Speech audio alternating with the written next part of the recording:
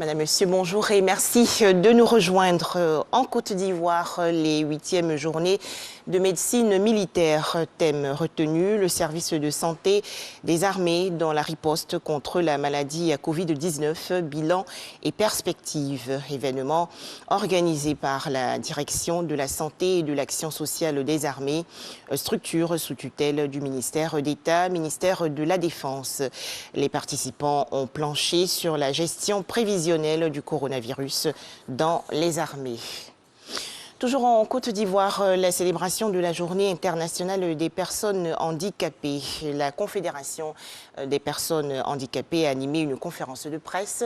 Objectif, plaider pour la prise en compte de la dimension handicap dans les prises de décision du gouvernement.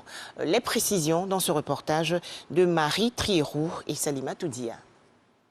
C'est un appel pour l'inclusion et la participation des personnes en situation de handicap dans le processus de développement durable et de prise en compte dans les prises de décision du gouvernement. À l'occasion de la Journée internationale des personnes handicapées, la COFSI, la Confédération des organismes des personnes handicapées de Côte d'Ivoire, fait ce plaidoyer. Si aujourd'hui il y a plus de 1000 et quelques personnes qui ont été recrutées à la fonction publique, c'est dû à l'effort des gouvernements.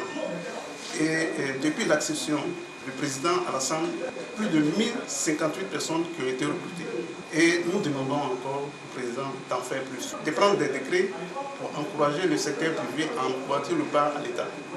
Dans l'attente des objectifs de développement durable fixés à l'horizon 2030, la prise de conscience de leur potentiel et leurs valeurs reste primordiale, selon la COFSI. La société a fini par faire croire à certains ou certaines qu'ils ne sont rien du tout dans la société, mais qu'ils sachent qu'ils peuvent arriver à réaliser beaucoup de choses pour leur pays, beaucoup de choses pour leur famille, beaucoup de choses pour elles-mêmes, pourvu qu'elles réalisent cela, qu'elles prennent conscience de cela et qu'elles se disent qu'est-ce que je peux faire. En ce moment-là, quand on se pose la question de savoir ce qu'on peut faire, c'est en ce moment qu'on peut découvrir ses limites. Plus d'1 milliard dans le monde, les personnes en situation de handicap sont des groupes les plus exclus de la société et comptent parmi les plus durablement touchés par la crise Covid-19 en termes de décès, selon le secrétaire général de l'ONU. Quelle alternative de financement pour accroître son activité? C'est le thème de la 3e édition de la journée de l'entrepreneuriat féminin en Côte d'Ivoire. Plusieurs activités au programme, notamment des tables rondes, des expositions et une aide à la création d'entreprises. Plus de précisions dans le journal de 13 h. En image, l'actualité hors de chez nous. Adama Barrow, réélu pour un second mandat en Gambie. D'après les résultats globaux annoncés, le président sortant l'emporte avec 53,2% des suffrages, loin devant son principal concurrent, Ousseynou Darboe, avec 27,7% des voix. Le Sénégal a détecté ses 3 premiers cas du variant Omicron du coronavirus chez des voyageurs qui se préparaient à se rendre dans des pays d'Afrique. Avant le Sénégal, le Nigeria, pays le plus peuplé d'Afrique, le Ghana et le Botswana ont annoncé leur premier cas de ce variant Omicron découvert fin novembre dernier en Afrique du Sud.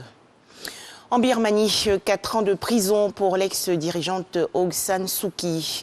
Un tribunal birman l'a condamnée aujourd'hui pour incitation aux troubles publics et violation des règles sanitaires liées au coronavirus.